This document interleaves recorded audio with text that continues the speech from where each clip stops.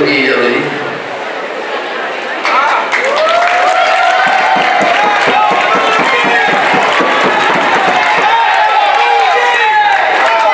Dr. Rudy ini, dia dulu KSU, Kementerian Dalam Negeri, anak Sabah, diberi amanah di Kementerian Dalam Negeri.